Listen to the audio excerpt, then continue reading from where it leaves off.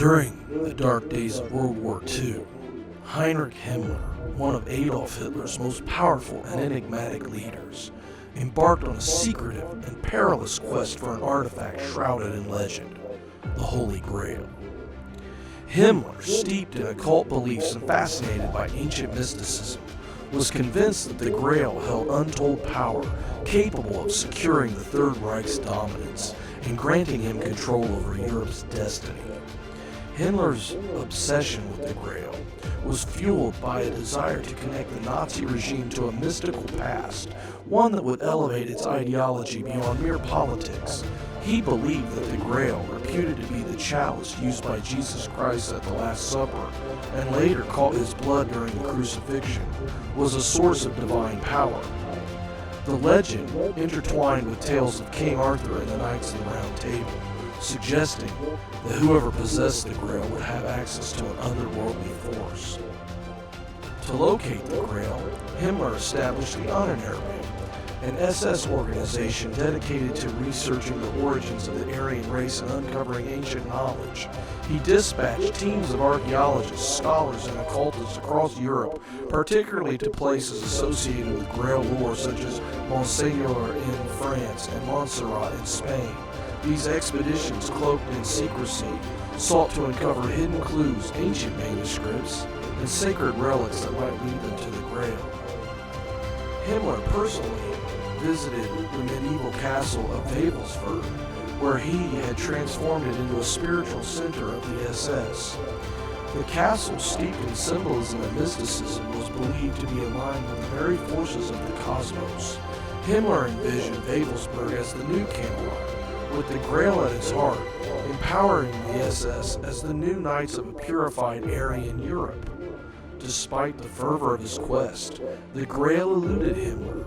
The ancient secrets he sought remained hidden, and the relic itself was beyond his grasp. As the war turned against Germany, Himmler's obsession with the Grail became a symbol of the Nazis' desperate reach for power through any means, occult or otherwise. In the end, Himmler's quest for the Holy Grail was a failure, an eerie footnote in the annals of history that underscored the depths of his fanaticism.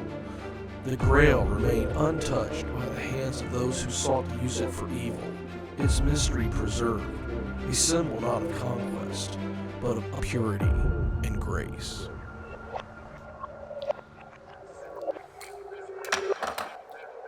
Kingdoms rise and empires crumble, and the knowledge and wisdom from past ages are lost to the foggy ruins of time. But for genuine seekers of truth, one place stands alone on a hill. Shining brightly in the darkness, you, dear listener, have reached the Hidden Citadel.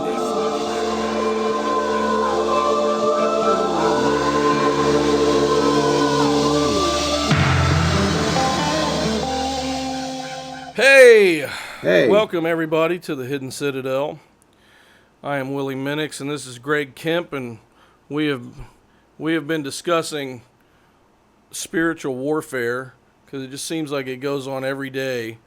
And but we are going to we're going to continue our conversation about the Nazis and the occult, and I want to talk about some of the things that Heinrich Himmler was looking for with the Ahnenerbe. So let me back up and I'll kind of explain some things.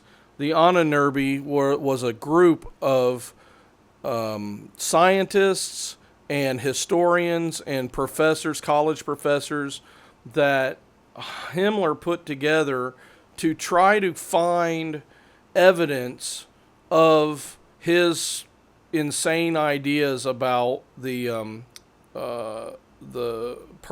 Übermensch, the Aryan race, and that they descended from Atlantis or something like this.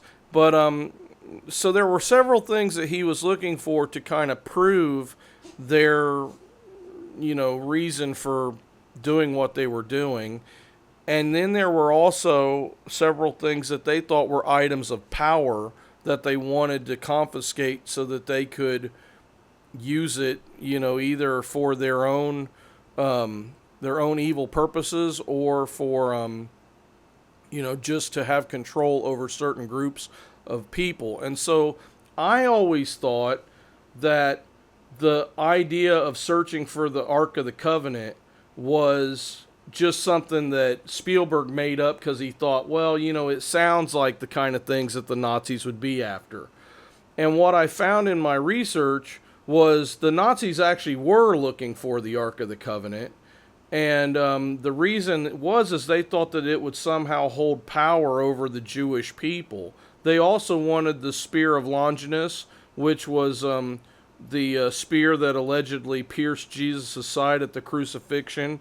And they wanted the Holy Grail, which, there's two types of grails, actually. One grail is the grail that Jesus drank from during the Last Supper.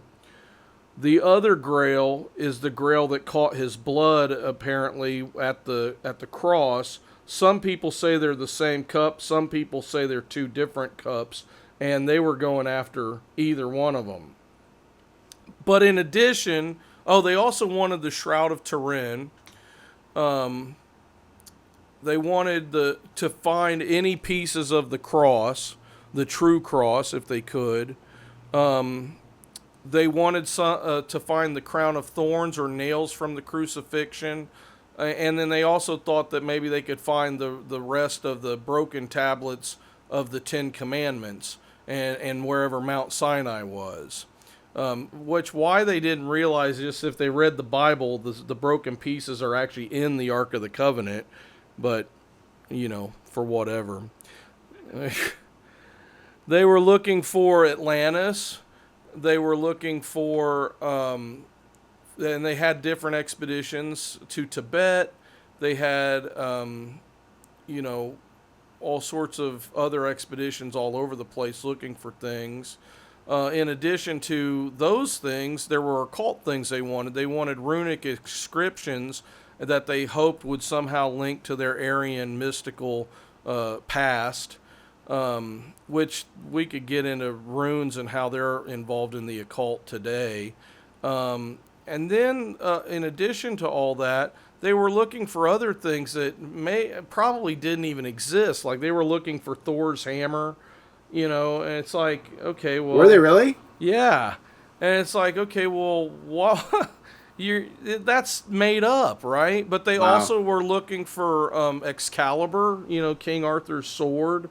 And it's like, there's no evidence that any of this stuff existed, but it was all stuff that they wanted to find that they thought had some sort of magical properties. The more I learn about Himmler, the more I realize he was just a D&D nerd out of his time. It's like that guy, he was nuts. It's like he took the fantasy idea way too far and just ran with it, and he I don't know, what do you got to say about that? Okay, the only thing is, it's weird because you look at those. I mean, even Solomon, I think Solomon fell into this, but when you have kind of a great amount of wealth or a great amount of everything, you begin to think in a kind of an ancillary kind of way, like what else is there?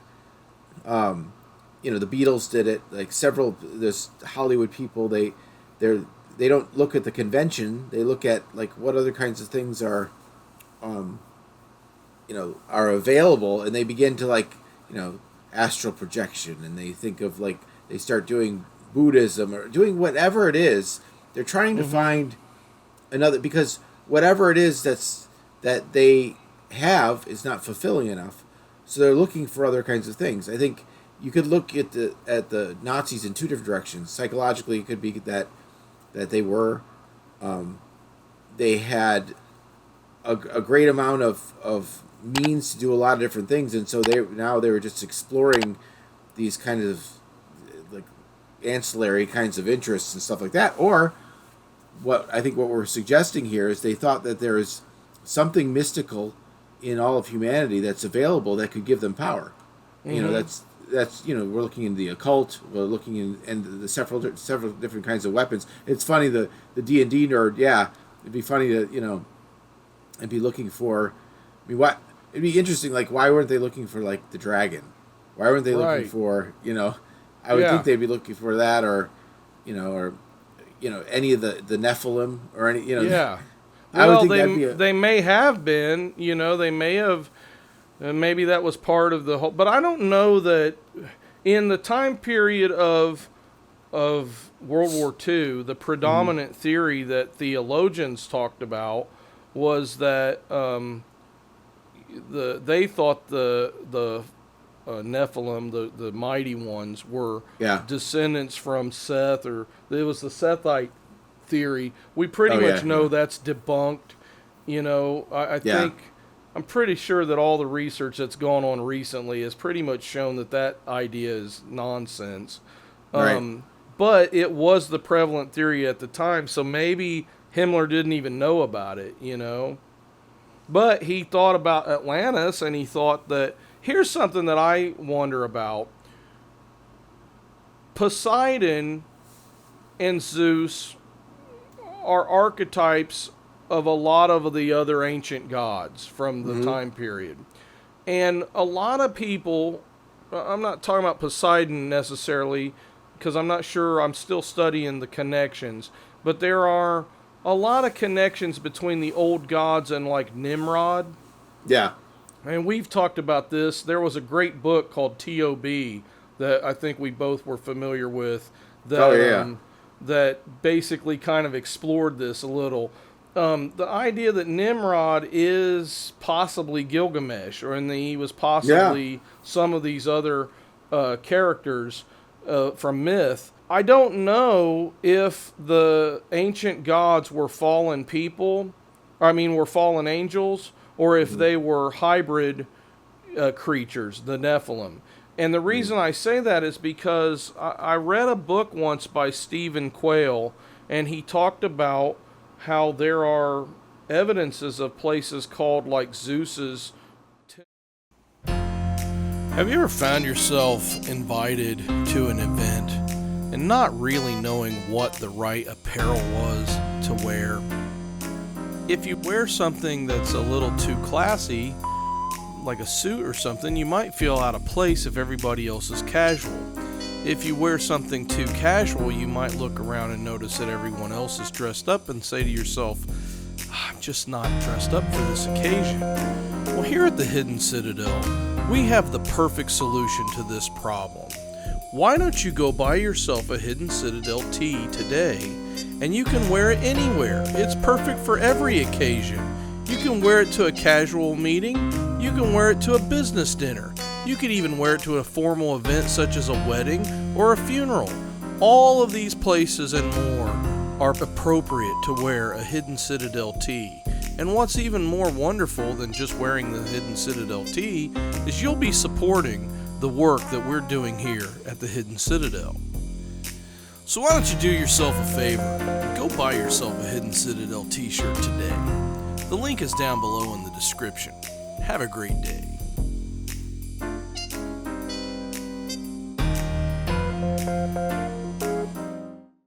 Evidences of places called like Zeus's tomb and the place where different gods were buried. And so the way, if I remember right, because it's been a long time since I read this, the way that I understand how Quayle explained it was that when you look at the old days when people lived for a really long period of time and each subsequent generation would die out quicker, that the people from the very beginning who were living to see their great-great-great-great-great-great-grandchildren started to be worshipped as though they were a god.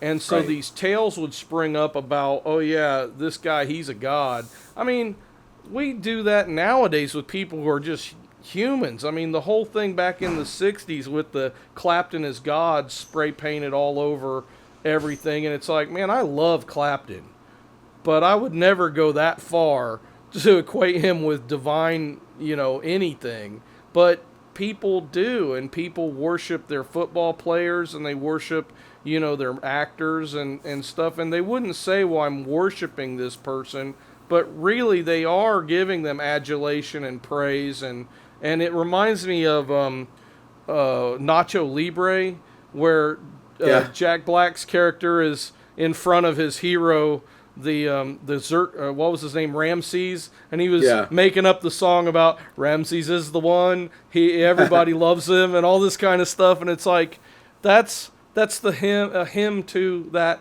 wrestler, and so in the ancient times, if you had a person that literally wasn't dying when everybody else around you is dying off, and that person looks like they're in their prime still, it's like that would cause somebody to say, okay, this person is a god. But then at the point when they finally died, there would be a place where you're like, okay, this is the tomb of, Zeus. This is the tomb of Poseidon or Apollo, And so I don't know if, I'm still trying to figure out if these people that we call the gods of these other areas are actually fallen angels, or if they were Nephilim. And I wonder if maybe the fallen angels and the evidence of who they were is completely obliterated in the flood, and we know nothing about them. But you come back to something important. And that is like what causes kind of the adulation, or is it like that? There's just a part of us, and it kind of goes back to the Eden event, that instead of being single-minded of relationship with God, there's a part of us that it almost has like theological attention deficit disorder, where we're always on the brink of looking for something else, looking for something greater, looking for something that is. And it's all destructive distraction. It really is. It's all because it's instead of making the mark and being where we're supposed to be in the in kind of the what's it called? What's it called? What does Heiser call it?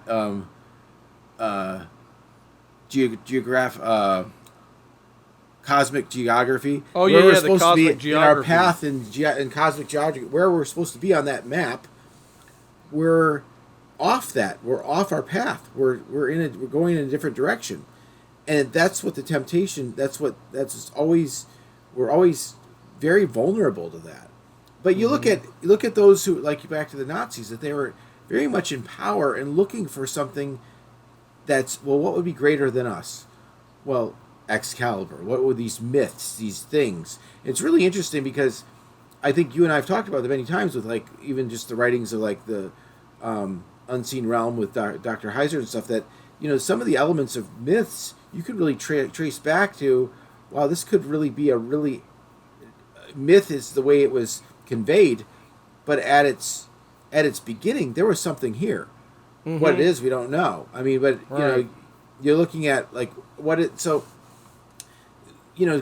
I think what happens when there's something called the adaptation level phenomenon. I do think that it happens with those who are very wealthy and those who are very artistic and successfully in some way, that they reach a point where they think there has to be something more, and so then they're really veering off the path into things that are really chaotic. And Solomon did that. Solomon during the end of part of his life, he stopped being single-minded.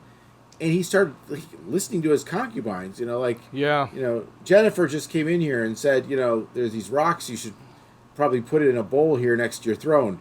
Yeah. All right, let's do it, Jennifer. Like, Solomon, you're the wisest guy. Jennifer doesn't know what she's talking about, Right. True. But I think that it's funny. In I think it was the first Avengers movie. Loki comes out and he goes, "You as humans are just waiting to be subjugated. It's you desire it." And it's really, as much as I think the offering to Eve in the Eden event was to give her more freedom, what was being offered as freedom was really, you are about to be subjected at a very high level, not only to your own demise, but the death and the curse for all of humanity. And it's like you're walking through something, you're deceived. And so all of those ancillary side steps that these people take, like the Beatles, like Aleister Crowley, like anybody that decide, even the Nazis with their occult, what they're doing is they're deviating so far away from where they should be. It causes destruction for themselves, but also ripple effects for everybody around them. It's true. And the sad thing is, it's like, let's take the Beatles. That's a good example. I think Peter Kreeft makes a really strong argument that John Lennon got saved right before he died. Really? Well, I lost you. Why did it do that?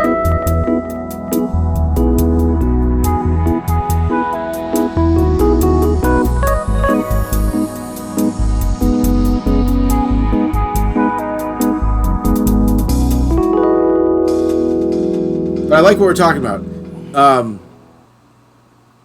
The one, but looking back, I think if we're going to just analyze behavior, then what the Nazis were doing, we're looking to increase the amount of power that they had.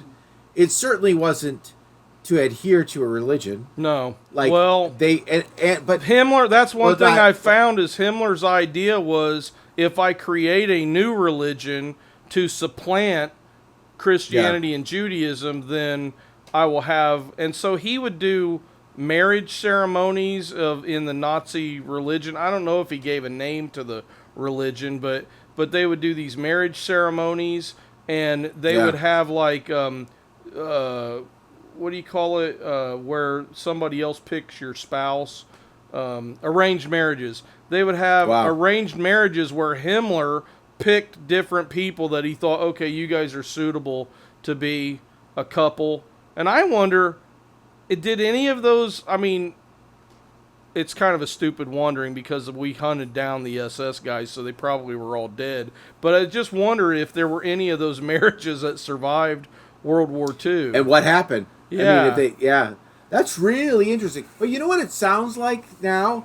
The way that you just described that, when you have that in smaller form, like let's say at the Spawn Ranch in California, it sounds like a cult. It is a cult. So in other words, you have the one leader, you have the appearance of either mysticism, supernaturality, or something that gives authority, but also gives some sort of supernatural authority, but also like human authority, a ranking that's above. Yeah. And then the appearance of an improved society that's going to generate upon itself in order to rule mankind. It really is, and that's why. But what's his name? Manson. Oh yeah. In low level, he's doing the same thing. Same exact. First, they had to have an opponent. Yeah, you're right. First, you have to have an opponent that creates the in-group. Then, in the in-group, you need organization. You need somebody that's going to be the absolute authority that everybody else answers to, but also keeps the engine going very briskly or strictly against the outgroup, which is, in Manson's case, it was like, society, the police, the pigs, and the Beach Boys, and the various and the Beach Boys, and the races and stuff like that. But they all felt like if we stick with this person, we are going to rule. Yeah, basically. And so I remember. But Himmler sounds like he had. Oh, he was totally like that. I watched a documentary about the Beach Boys, and they talked about how what was the guy? Dennis. Brian? It was Dennis Wilson that became friends with some girl that was part of the family, and so so he invited them to come stay at his house for a while, but apparently they left to go somewhere else, and in the meantime he sold the house to Polanski.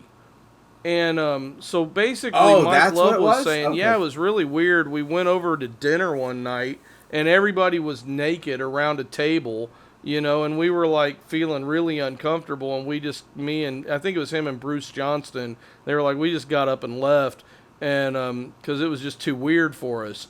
And then, so basically, Dennis brings in a demo tape and says, hey, I got this song that I'm working on. What he failed to tell them was that he had been working on the song with Charles Manson. And so the Beach Boys were like, oh, that's a cool song. Let's finish it up and then we'll record it. So they did, and they put it on their 2020 album, and then Manson didn't get any credit. Really? Yeah, and so he went to Dennis Wilson's house to kill him. And when he got there, Dennis Wilson wasn't home because he sold it to, what was the guy, Roman Polanski or... Yeah, Roman Polanski. He had sold it to Roman Polanski, and so the reason they did the killings was because they were looking for Dennis Wilson to kill him because he basically ripped them off.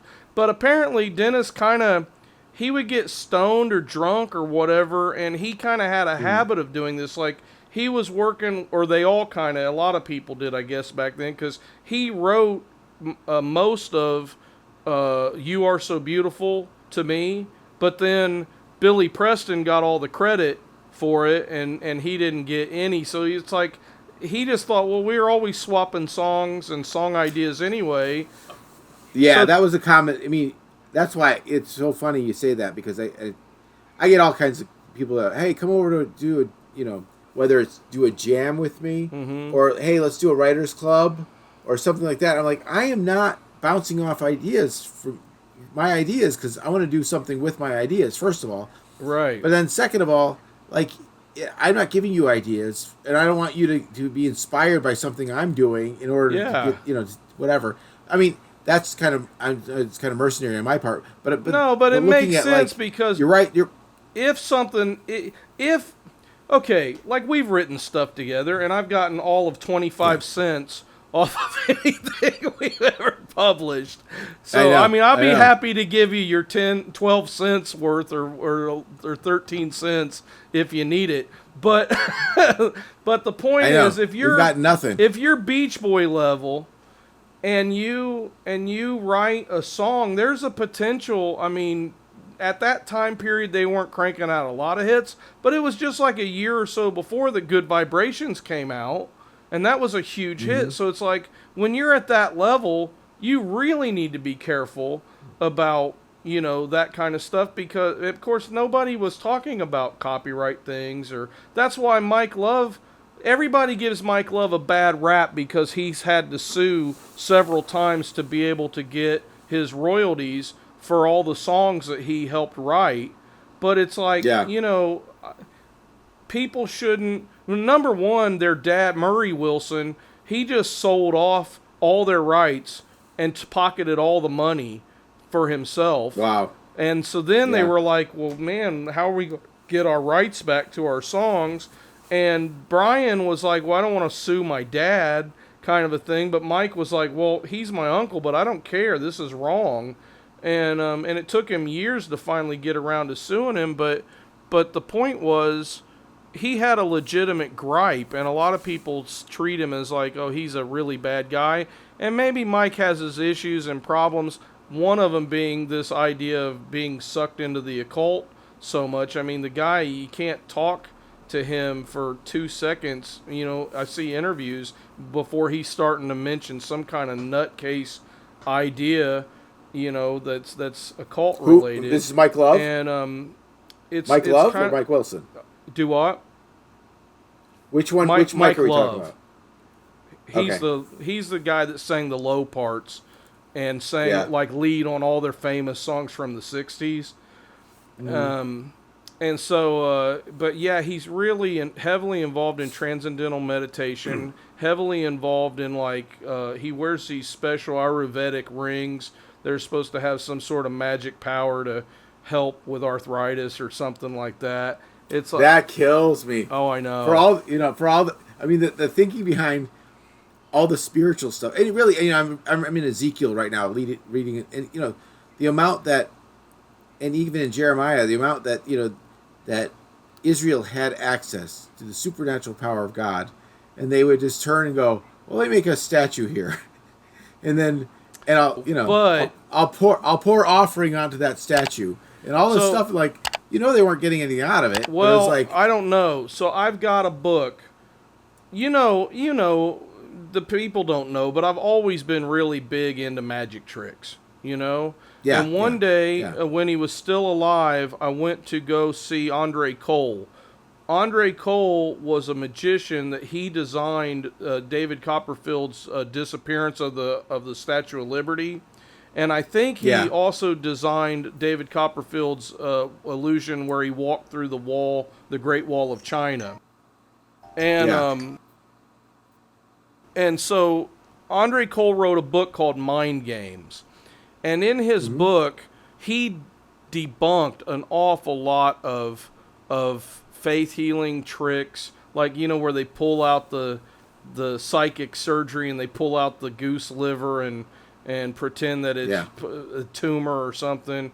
He debunks that. He debunks a lot of charlatanry that is involved in the psychic circles. Okay. Yeah. The other guy that did a lot of this, Andre Cole didn't want to really expose too much of it because he was like, I'm a magician. I don't want people to know all of our tricks. But the guy who did expose a lot of it and told how to do it was James Randi, and also known as the Amazing Randi. Both of these guys are dead now. One was an atheist and one was a committed Christian. And Andre Cole's argument was, God is the only one with real supernatural power.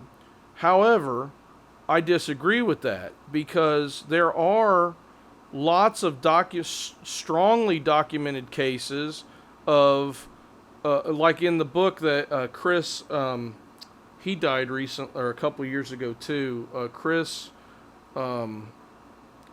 Putnam. He wrote with Tom Horn several books. Oh, yeah. But Chris Putnam wrote a book called The Supernatural Worldview, which if you haven't read it, it's like one of the best books on this subject. And he goes into a scientific study of ghosts, ESP, all sorts of strange, unexplained phenomenon, and how a Christian should think about these things or react to them. And his point was, these things are real. There are a lot of people out there faking these things, but there are enough cases to show that there are weird, unexplained, paranormal, let's call it, events that actually happen. And so, in my thinking, it's like, it's dangerous to say, yeah, that's a load of nonsense and it's not going to work, but it's equally dangerous to say, oh, there's a demon around every corner, and so it's kind of like, let's take tarot cards, for instance. Tarot cards, and the Nazis were really big into this. This was something Himmler really, really had a lot of faith in. A tarot card is essentially certain cards taken from a deck of playing cards that used to be a much bigger deck that also included the cards that are in a regular pack of poker cards. Okay. So in the old days, there was a game, and I forget what it was called, but it basically included all of the what they call the major arcanum, which is the suits that belong in the tarot deck. Okay? The gypsies and a lot of the fortune tellers of the time, and some of the Romanians and people that were kind of making their living doing this, their whole thing was, well, we're going to come up with a way to divine the future. And they were the first people that kind of created what's known now as cold reading. And cold reading cold reading. And as a psychoanalyst type of person, you're going to really love this kind of stuff. So the idea, because it is the initial stages of psychoanalysis, is basically what cold reading is. So your tarot cards, your fortune telling with tea leaves, your fortune telling with your palm, your the astrology charts, and all this stuff. And I want to get into astrology in a minute too, a deeper thing. But all of these things are, you're telling somebody something generic that is part of the human condition that everybody experiences, and you're saying, oh hey, Do you ever have times in your life when you feel, Where your heart beats. kind of like shy? But then other times you're like really outgoing, right? That's how you are, right? And everybody's like, "Oh my goodness, that's exactly." And did you? I'm seeing like the spirit around you is. I just see the letter J. Did you have an uncle named maybe John or Joseph or yeah, my Uncle Joe? He's here right now. Uncle Joe is talking to you, and he's explaining to me that you're worried about something. What is it? A job change? Well, I'm going to a new school. That's it. It's the new school. I can't quite make him out, because he's kind of fuzzy and everything. But this is how a reading works, and you get enough hits that when it's all said and done, the person leaves and they're like, "Take my money. I'm so happy that you made me feel good about myself for 2 seconds here today, and you told me all this stuff that I know." It kind of reminds me, in a way, of when Jesus talked to Nathaniel, and he said, "You're a Israelite, a true Israelite, right?" And Nathaniel was like, "He knows everything about me." I don't think Jesus was cold reading. I think Jesus actually, is seeing into it. But the image that a cold reader is trying to present is the image that Jesus had when he spoke to people about their lives. The only difference was Jesus spoke about specifics in their lives. And these people are talking about vagaries that kind of relate to anybody. I also want to talk about astrology for a second. If you read... one thing. Oh, yeah, go ahead. One thing Jump in. Well, what I was going to say was, all right, if you're thinking you wanted, let's say you're a little kid, try to sleep at night and you don't sleep well because you're afraid of everything in your house. But if your father's in the house, then you can sleep well because your father's going to take care of everything. Right. And you get used to it after a while, and you just kind of take that for granted. You don't then go, well, technically speaking, my brother could be my father. My brother could have that kind of power. My brother could protect. And you start depending on your brother. Yeah. And you start regarding, and what I'm saying here is, the Israelites had the ultimate. Mm-hmm. But then they began to, diverge. Yeah. And become ancillary. But to your point about tarot or anything like that, no matter if it's supernatural or not, or phony, if you're giving yourself to it, that's wrong. And that's what God was saying. And so here's where I wanted to finish up my topic. I'm glad you brought me back to that idea. Well, let me bring up something that ties you and I together a little bit. Okay. That is, it's really kind of funny, because if you give yourself over to it, you become subject to it. Even if it's phony, you're becoming subject to somebody else. That's like a cult. Right. If it's supernatural, you're giving yourself over to something else. It's funny. I've often, when it comes to the tarot stuff, I just stay away from that stuff because of that idea.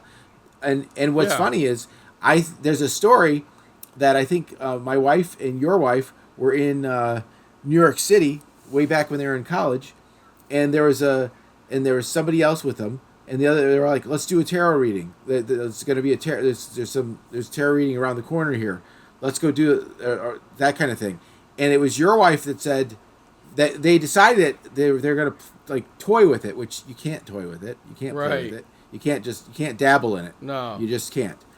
And it was Trevor that said, "No, I don't feel like they." It's almost like the excitement about the thrill of it brought them to the door, and Trevor's like, "No. Yeah, this is not right." And she pulled them back, and they didn't go in. Yeah, thankfully. Well, here's the thing. I said all that to basically say this: if you're involved in the occult, and you're involved in some of these charlatanry, if that's even a word, type of things, that doesn't mean that there's not an active spirit that can jump in on this. Because there's the Witch of Endor, where I get, it's a possibility, like Andre Cole's idea was she was a charlatan, and she was making her living this way, but then all of a sudden, here comes Samuel, and it freaked her out. Other people have interpreted it a little different. They said, no, she had a familiar spirit, but when Samuel showed up, she's like, wait a minute, this isn't my familiar spirit, that I'm used to dealing with. And so, you can kind of go either direction. But one of the things that people often say in the Christian community is all those things can be doorways. It's like when you start messing with them, you're basically giving the demonic permission to come in and mess with you. And so it's those things may be phony in and of themselves, but they're just an invitation. It's like putting out a sign in your yard for rent, and you're just inviting any old demon to come in and do whatever they want. I want to talk about astrology, though, in particular. The thing about astrology, and I think it was Bullfinch was the first person that did a lot of the research on this, where he wrote the Gospel in the Stars. I think we've talked about this before, maybe years ago. Yeah.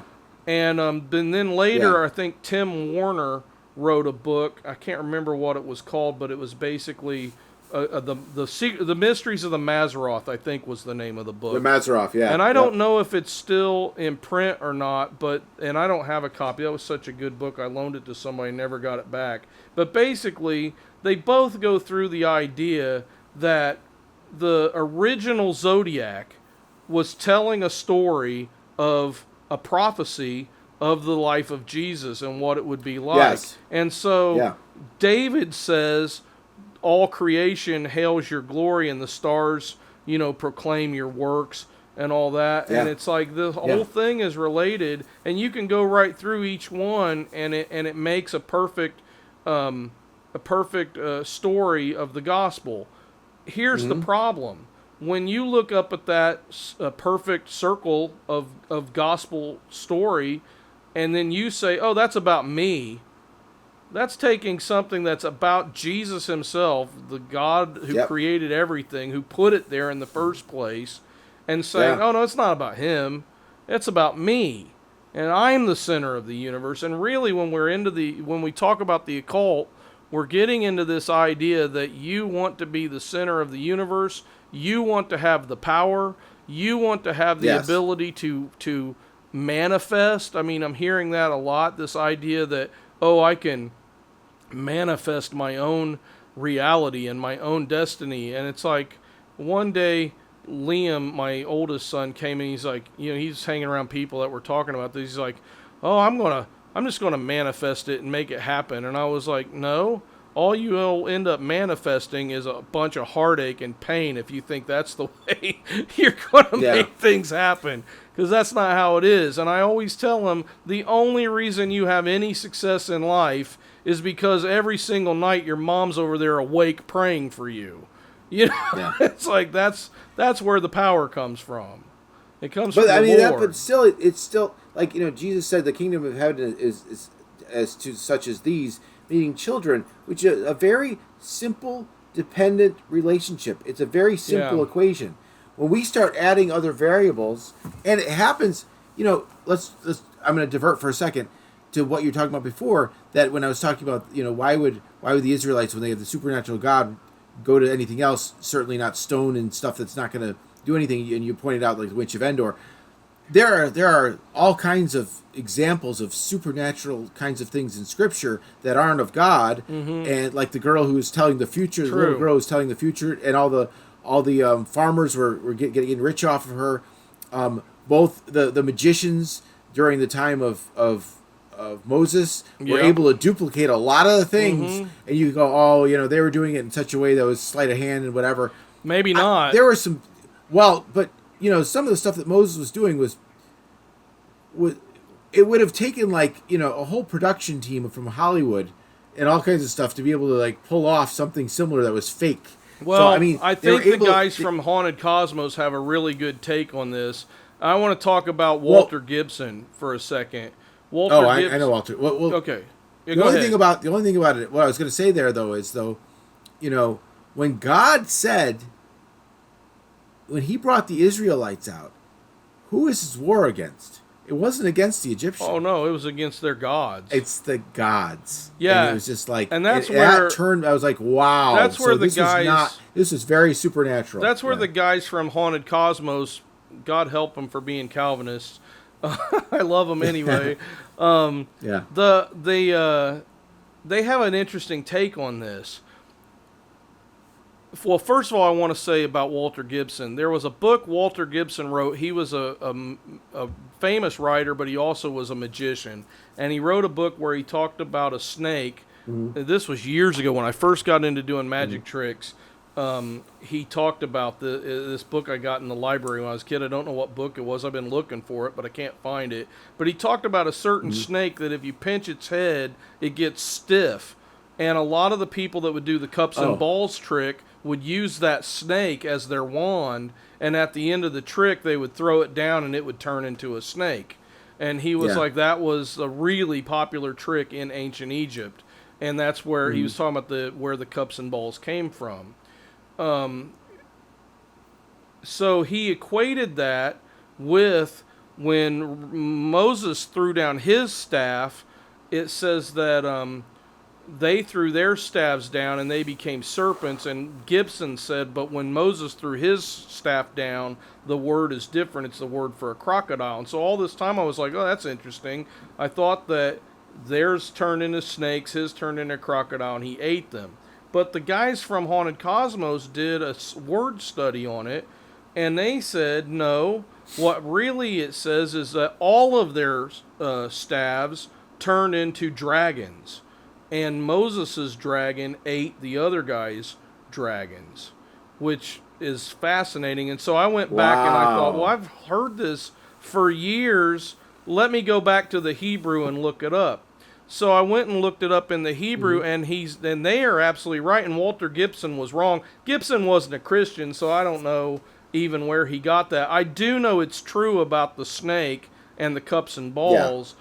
But I think he extrapolated. Now, to take the next step that those guys from Haunted Cosmos said is those guys were able to match power for power, trick for trick, if you want to call it, all the way up until God defeated, I think it was the frog goddess. And the frog goddess was the goddess of magic. And when he made all the frogs come up, it was like he was putting an end to the goddess of magic in Egypt. And then all of a sudden, the tricks didn't work anymore, and they couldn't match what Moses was doing. And I thought that was fascinating, But talking about why would they turn from God to worship an idol, Heiser talks about something called the opening of the mouth ceremony.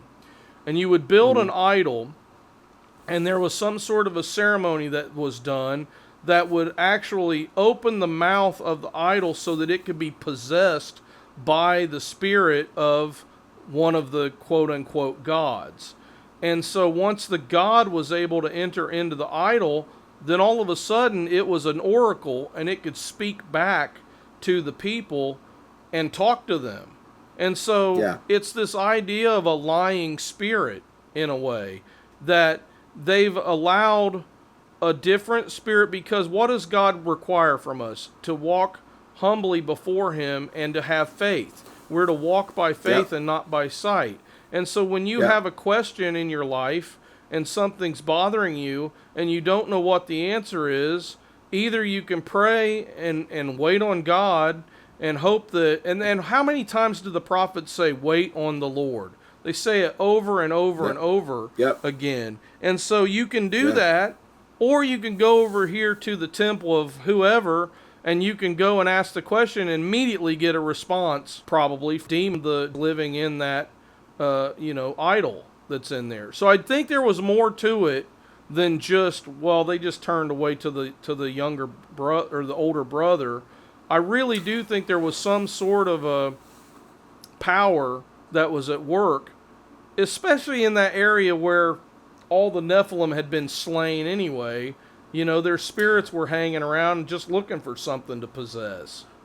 Well, my thing is this, and I go back to if you just think about, it's supposed to be a very simple existence. And yes, if the relationship with God is you're waiting for him on to answer something or to provide or whatever it is. That's still part of the relationship. When you grow impatient, like you talked about before with astrology, and you want to make the world about yourself, then you're not waiting anymore. You want something else to provide that. Yes. Now, if you were but let's say that you were to, if there's some way of living in an alternate universe where God said, all right, I'll allow all these other gods and myself, and you can choose between them. Yeah. And you squinted and you go, wait a minute.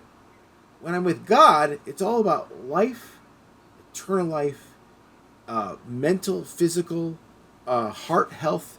Everything about it is for the good. I'm looking at these guys. I'm supposed to sacrifice my children. I'm burning myself. I'm getting diseases from all these people. Cutting myself. I'm destroying myself. Mm-hmm. It's kind of like the way we have in our politics right now, where there's certain groups that they're in their promotion are actually, they're saying there's no God, but they're also saying there's no evolution either, because they would be the end of humanity by their own behavior. Like, if you want to go Darwin, then what you're promoting is going to destroy man over time. Exactly. But you're also saying there's no God, so it's basically like you said, it's a very selfish, self-centered. I just want what I want. But it's Ouroboros. Right. Yeah, the Ouroboros. It's that snake that's eating. Yeah. So it's eating. Is that the Ouroboros, the one that's eating its own tail? The snake eating its own tail. It's like the Alan Parsons Project album. That was like their best album cover. Well, what I'm saying is, at some point, if you really think humbly and behave in kind of gratitude about life, how precious it is, whatever, then you're just going to live simply and live abundantly. If you think I deserve something more, then, and it's happening a lot in Christian circles as well right now, that it's just not enough to have the exhilaration of church and scripture. Yeah. Now they're having like the Hogwarts, like Bethel has like the Hogwarts Spiritual Academy. You have the grave scraping. I don't where understand people are like, this. Oh yeah, we're sniffing the logic behind it. The logic behind it, if you look at trying to get some kind of righteousness off of the. Well, the bones hit the bones hit where, was it Samuel? They hit Elisha's bone. And spring back to life. So that So that's where they're saying, there's an energy there. But why do you even need that? Why do you need an extra high? Why do you need an extra exhilaration? Why do you need an ancillary? This goes back to what I was talking about before. An ancillary interest. Stay in your path. Stay simple and stay in the relationship. And that's the most positive, beneficial you think you do for yourself. You start veering, you're veering into distance and destruction. No matter what. It's we have to bring up Chuck Norris at this point. I think we should bring up every single We really podcast. should. He should always be brought up. Yeah. Chuck Norris is a man who is in his 80s. Yeah. The man eats right. He exercises. I saw a video of him this morning where he was out working on his ranch, and the dude is like phenomenal. I mean, 80 years old, he's just still going. And what is his secret? Well, his secret is every day he exercises. Every day he eats right. Every day he chooses to do what's right, and the rest of us look at that and say, oh, he's Chuck Norris. He's the guy that, he was born in the log cabin that he built with his own hands. But he's just a dude that decided this is how I'm going to get up every day and do this. And the results are amazing. He just decided at some point that was how he was going to live his life. We need to do that too, rather than going and looking for some occult means of a get thin kind of a thing, get rich quick kind of thing, or get enlightenment quick kind of a thing. I like even though he wasn't a Christian, I like Miyamoto Musashi's idea of enlightenment. You know the story of Miyamoto Musashi, right? Well, the people may not. I guess I should tell it. No. So we got Miyamoto Musashi is known as one of the greatest swordsmen who ever lived. And early on, he was a samurai, and he fought in a battle, And if I remember right, his master got killed or something. But anyway, he ended up being a Ronin. And a Ronin means that you're a samurai, that you don't have a master, and so you're just wandering around looking for work. It's like one of the worst jobs is to be an unemployed samurai. But at some point, Musashi said, I am going to just become the best swordsman who ever lived. And if I'm the best swordsman who ever lived, they'll come to me. I don't have to go to look for them. And so that's what he did. He dedicated himself, and he just got really good. And his whole style was he would use his katana in one hand and his wakizashi in the other, and he just defeated everybody. Like, the whole Ahsoka Tano thing from Star Wars? Yeah. That fighting style is Musashi's style, okay? That's cool. And so Musashi got to the point where one day he was out at the beach, and he was supposed to fight this guy, and he was like, I think his sword broke or something. I don't remember exactly why he didn't have both of his swords, but he said, I'm just going to carve a sword out of this boat oar.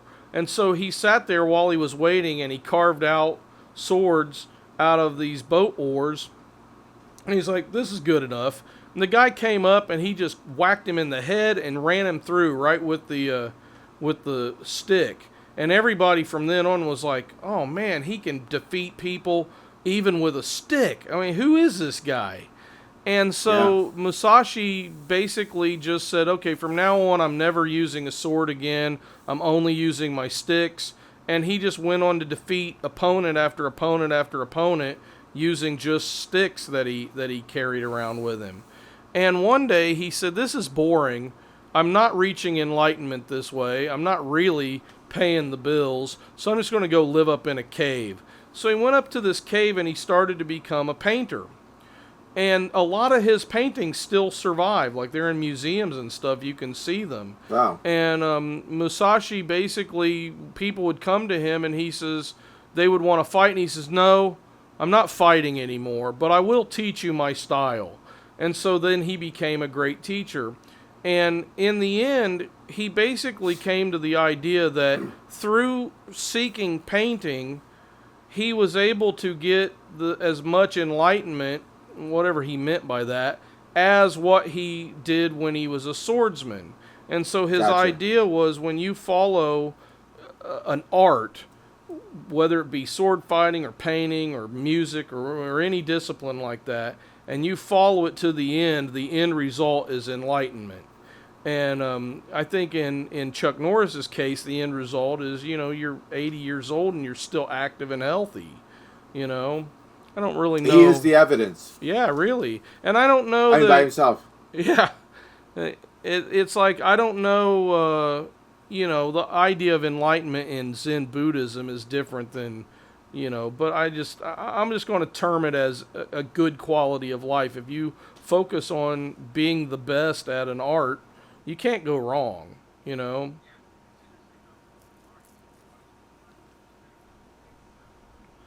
Hey folks, this is Willie here.